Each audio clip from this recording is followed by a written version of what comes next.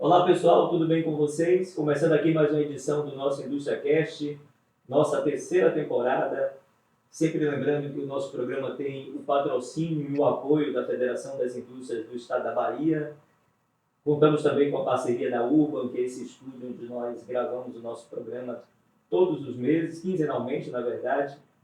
O nosso convidado de hoje é o Nicolás Honorato, ele é engenheiro de Minas, diretor da Austral Energy Consult, e é um dos organizadores da Bahia Oil Gas Energy, que acontece no próximo mês de maio, entre os dias 28 e 30 de maio. O evento é super sucesso, está entrando na sua terceira edição, um evento importante para a cadeia de petróleo e gás da Bahia.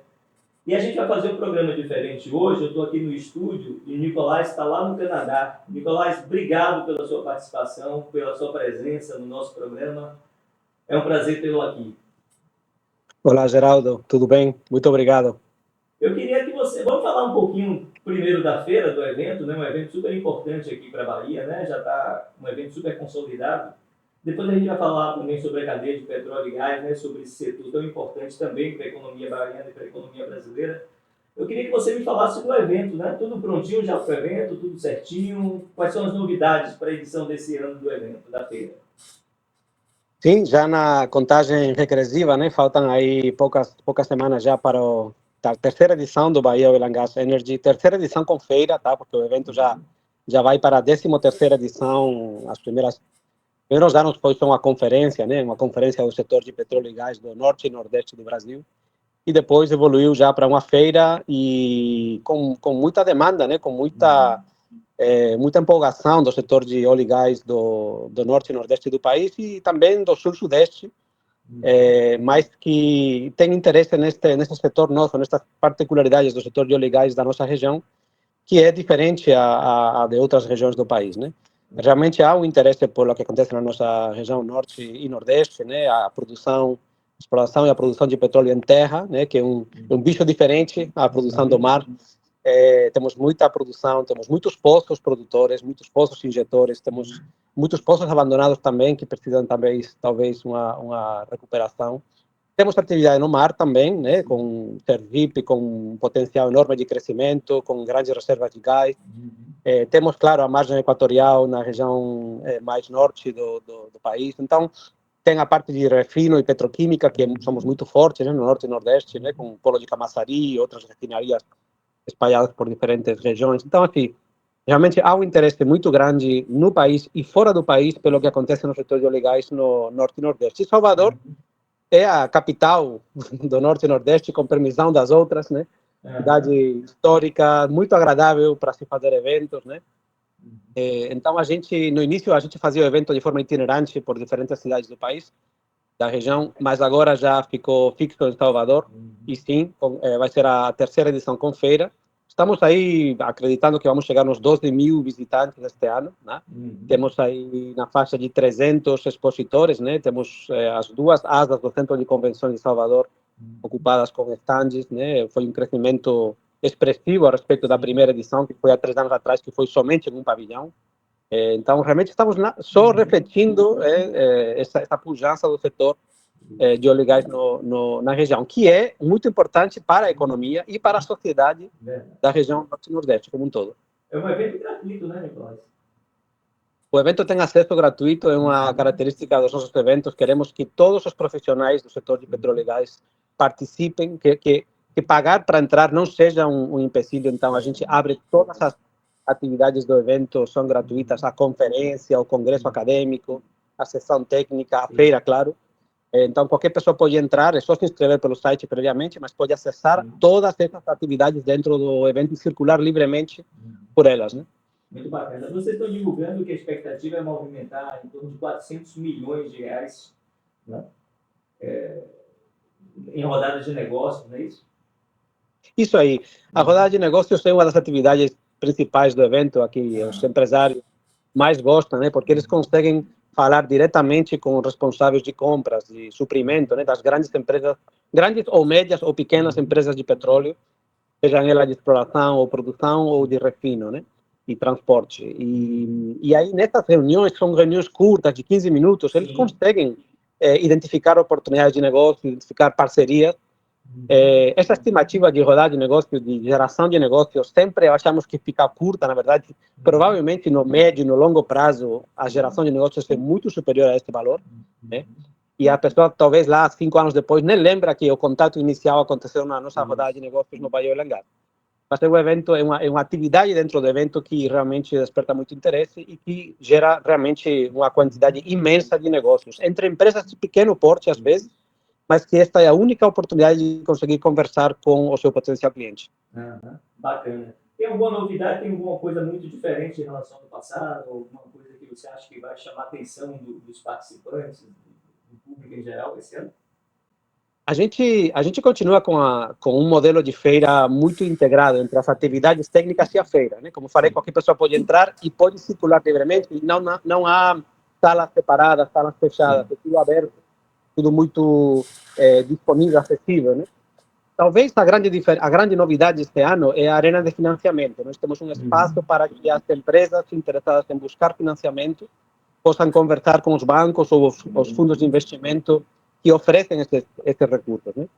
Nós não tínhamos essa atividade no passado, foi uma demanda do setor, e vamos fazer o teste este ano para ver se realmente as reuniões funcionam bem. Se funcionar, a gente vai continuar com essa dinâmica no futuro. Bacana. Vamos falar um pouco desse setor na Bahia e depois também no Brasil. Óbvio, você até na sua fala inicial já falou um pouco sobre isso, né? A indústria de petróleo e gás, para nós baianos, para a Bahia de modo geral, foi o começo de tudo, digamos assim, em termos de industrialização, né? de transformação da economia da Bahia, né? Que é uma economia bem rural, agrária, enfim. Me fala como é que está esse setor hoje aqui na Bahia, né? A gente tem aí uma refinaria privatizada, a Petrobras voltando a investir no Estado, né? Os campos maduros, hoje com grandes empresas administrando esses campos que eram da Petrobras. Me fala aí qual é a sua visão hoje desse setor aqui na Bahia. Bom, o setor de óleo e gás é sempre muito dinâmico no mundo todo. No Brasil, talvez não era tão dinâmico. Ao longo de várias décadas, nós tínhamos um monopólio com a empresa Petrobras, que fez um excelente trabalho de desenvolvimento de campos no Nordeste, em terra e depois no mar. Colocou o Brasil à frente, né, do setor no mundo, em questões de tecnologia, especialmente na parte offshore.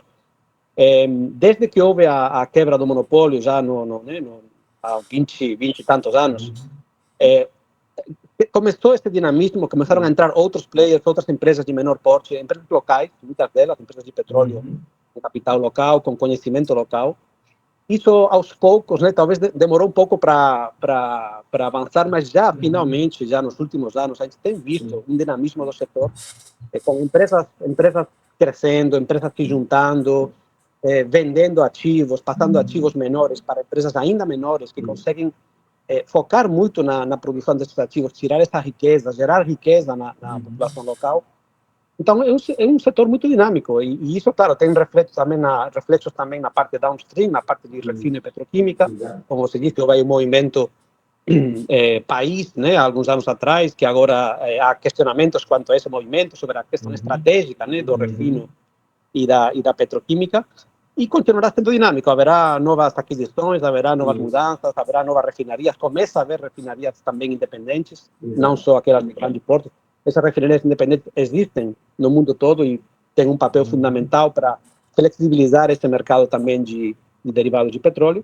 Existe uma necessidade de ter mais oleodutos, gasodutos no Brasil. O Brasil é um país que, comparativamente a outros países da região, tem pouca infraestrutura de transporte, né, de óleo e de gás por duto. Então, existe uma demanda, existe uma necessidade de crescimento. Isso vai ser tratado no evento. Todo ano a gente tem vários painéis para tratar sobre a questão do midstream, né, essa questão do transporte de óleo e de gás. Existe um esforço da Bahia Gás, especificamente no caso da Bahia, de interiorização, né, com construção de novo, mas ainda precisa de muito mais para levar esse óleo, esse gás lá onde tem mercado consumidor e tentar levar esse aumento do consumo para regiões da Bahia ou do interior do Norte e Nordeste que ainda não tem essa indústria desenvolvida, né? E aqui, pertinho aqui da Bahia, Sergipe, tem um projeto grandioso lá de gás, né? Na costa aqui, sergipana, né? Claro, Sergipe, a gente está chamando ela da nova grande fronteira do setor de óleo e gás do Brasil, né? No mar tem grandes descobertas de gás. A Petrobras está com vários projetos gigantescos, na verdade, né? Para essa produção, que a princípio estaria prevista para iniciar no final desta década ou início da próxima. As datas mudam um pouco, mas já existe essa confirmação dessas reservas, dessa comercialidade, desses depósitos, né, desses reservatórios. Então, é só uma questão de tempo de fazer os projetos se tornarem realidade, né? Isso vai ter um impacto enorme em terra, não é só no mar. Mas em terra, você vai precisar desenvolver uma série de infraestruturas, isso vai gerar emprego na construção, mas também depois na operação, né? Que vai ficar aí ao longo de anos, décadas, né? Em Sergipe. A mesma coisa na margem equatorial, no litoral norte, né? Do Rio Grande do Norte, Maranhão, Pará, etc., com um potencial enorme, né, de crescimento de atividades, mais ou menos dando sequência ao que já está acontecendo no litoral da Guiana e depois na Colômbia, etc., no mar, né, especialmente na Guiana, né, que tem sido um país que tem dado um salto gigantesco exclusivamente por essa descoberta de óleo lá, que geologicamente, a princípio, tem uma continuidade no litoral brasileiro. Você tocou nessa questão da pós do Rio Amazonas, né? Qual é a sua posição em relação a isso, né? Há toda uma polêmica, né? O IBAMA, a questão das licenças ambientais, o IBAMA ainda está segurando, digamos assim, enfim, ainda está analisando todo o processo, o governo de alguma forma pressionando para que seja liberado isso, né? Até porque se vê o negócio como um novo pré-sal, digamos assim, ou talvez até mais do que isso. Qual é a sua posição sobre a exploração do petróleo naquela região? Então, sempre que se trata de exploração e produção de petróleo, é uma questão delicada, porque existem muitos preconceitos, né? Muitas visões, às vezes um pouco afastadas da realidade sobre como funciona uma operação de exploração e de produção de petróleo e gás. As pessoas rapidamente pensam nos grandes desastres dos vazamentos de navios, que isso não acontece durante a produção, acontece no transporte, né? E isso tem sido melhorado ao longo das décadas, com melhores medidas de segurança dos navios, etc., etc. Mas na parte de exploração e produção, hoje no mundo existe exploração e produção de petróleo em muitos locais marinhos e terrestres, e essa produção não gera esses problemas, esses contratempos, esses desastres ambientais todo dia, nem todo mês, né? E essa produção está acontecendo hoje mesmo em muitos locais do mundo. Então, assim, a indústria de óleo e gás tem investido muito, é uma das indústrias que mais tem investido na segurança operacional para evitar esses problemas, esses vazamentos, enfim. E é uma das indústrias também mais controladas, mais monitoradas, né? Então, desde que tudo é possível, desde que seja feito com determinado controle, cumprindo determinadas regras, né? Cumprindo determinados condicionantes ambientais, né? Isso é de praxe na indústria, em qualquer ordem da vida, né? Tudo é possível desde que com determinadas medidas de controle e de prevenção. O risco zero não existe em nenhuma ordem da vida, em nenhuma ordem. Então, a gente precisa aprender a conviver com o risco e entender as vantagens e os inconvenientes de qualquer ação na vida, inclusive a produção de petróleo e gás. Então, o Brasil tem essas reservas gigantescas nesta região, que muitos países desenvolvidos do mundo já produziram e ninguém ficou questionando a eles por que sim ou por que não. Não vejo muito bem porque o Brasil deveria abrir mão, né, dessa riqueza enorme, desde que sejam tomadas as medidas necessárias para evitar qualquer tipo de problema. De novo, sabendo que o risco nunca é zero, mas que o risco pode ser minimizado, mitigado, e acho que o benefício é muito superior ao inconveniente neste caso. Eu quero te fazer uma pergunta em relação à Petrobras, né, que é um play extremamente importante, né, nesse negócio no Brasil, né? E a gente costuma mudar muitas vezes sua política de acordo com mudanças de governo. A gente viu claramente isso durante o governo Bolsonaro, né, que a Petrobras saindo da questão do refino, vendendo campos maduros de petróleo. E aí chega um novo governo, muda completamente essa política, né? E daqui a mais um ano, né, no ano que vem, nós teremos de novo uma eleição que pode ou não mudar o governo, né? Essa política de governo, essa política da Petrobras, o que é bom para o país, o que é ruim, enfim, como é que você enxerga isso? Olha, eu não sei qual é boa e qual é ruim. O que eu sei que não é bom é a mudança contínua de um lado extremo para o outro lado extremo. Isso não tem economia, não tem país que aguente isso no longo prazo, né? Os investimentos precisam de uma certa segurança de que vai haver uma continuidade, né? Uma certa estratégia país, né? Então, a Petrobras é a maior empresa do setor no país, obviamente, é uma empresa estratégica para o Brasil, que detém tecnologias fenomenais, uma empresa muito respeitada no exterior também. Mas eu acho que existe espaço para todos.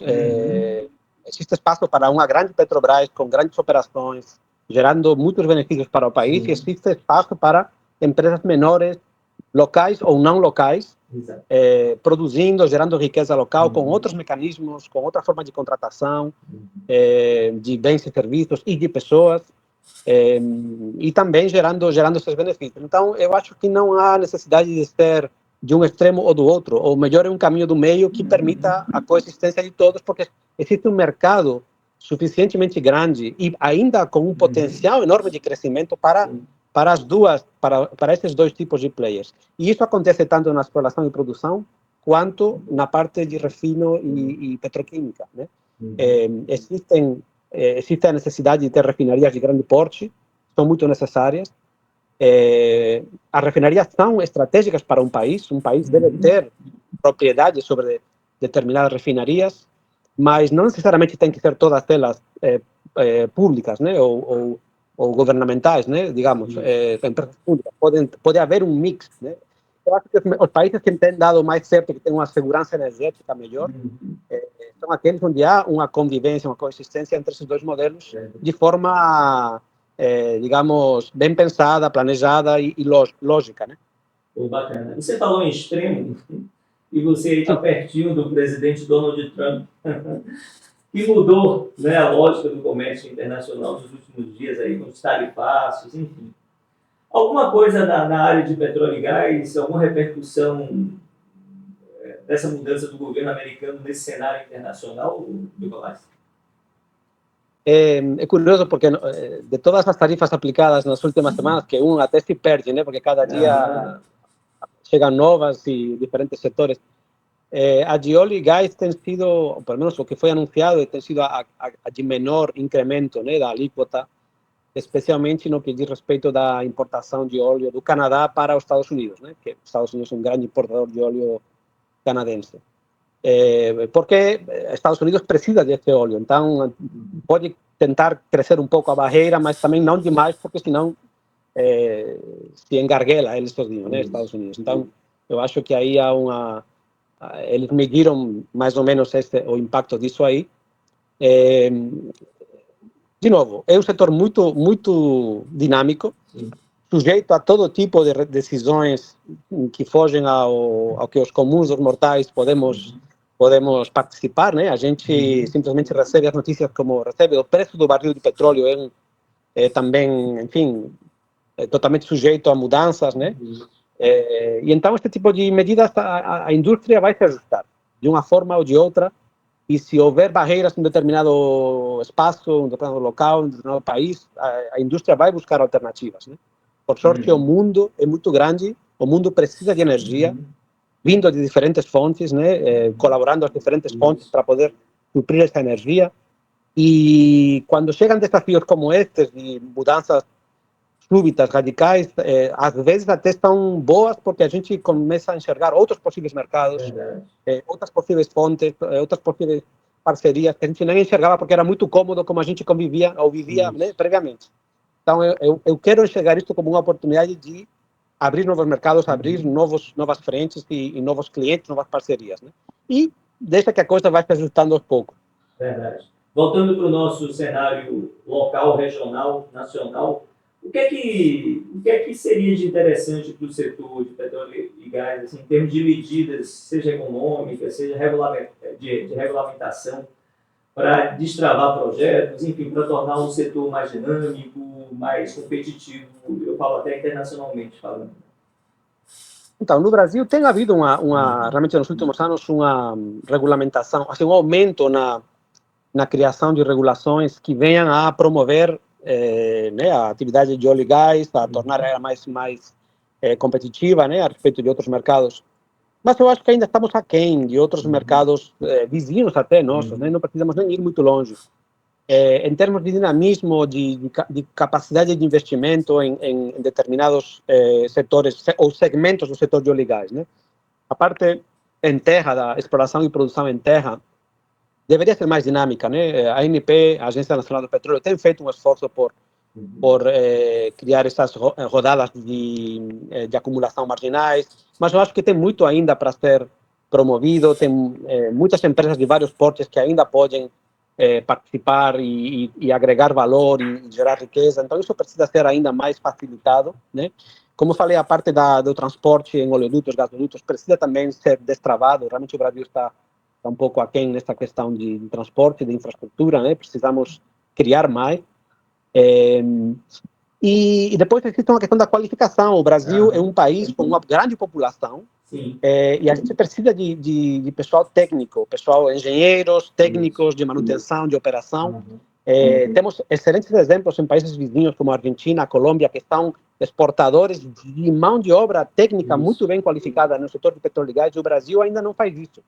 E a gente está com uma grande oportunidade, não só para atender a nossa indústria local, mas também para atender a indústria no mundo. Então, eu acho que é uma boa oportunidade para os jovens, né? E faço aqui até um chamado para esses jovens que se interessem por essas carreiras técnicas, essas carreiras de engenharia no setor de óleo e gás, ou setores afins, né? Elétrica, química, etc.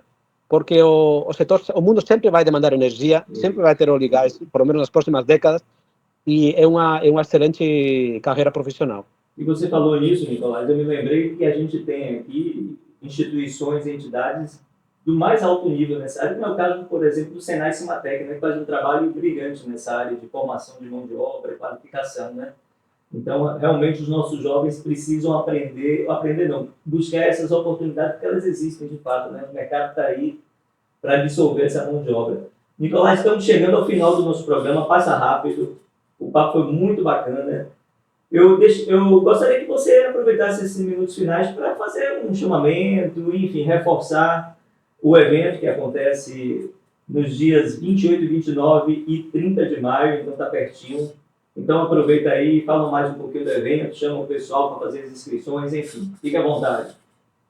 Então, nada, simplesmente reforçar que estão todos muito bem-vindos a participar no Bahia Oil and Gas Energy, inscrições gratuitas, abertas pelo site do evento, bahiaoilgasenergy.com.br, e que aproveitem o evento para adquirir conhecimento, para fazer networking, para se inteirar das oportunidades de emprego, de investimentos, tendências, estratégias do setor de óleo e gás no Norte e Nordeste. Teremos muitos visitantes de fora da Bahia e de fora do país.